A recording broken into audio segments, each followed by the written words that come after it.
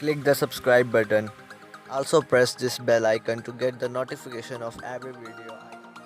Hello friends, this is Android Question. In this video I have a good news for Samsung Galaxy S8, S8 Plus and Note 8 users. So let's watch.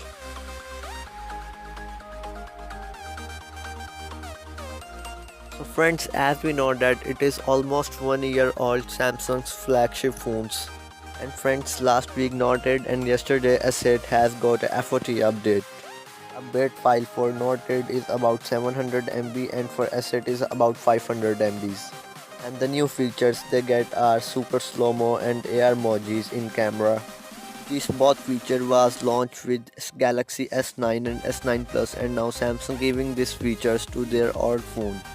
So this is a good news for Samsung Galaxy S8, S8 Plus and Note 8 users. So thanks for watching guys, this is the latest news. Peace out.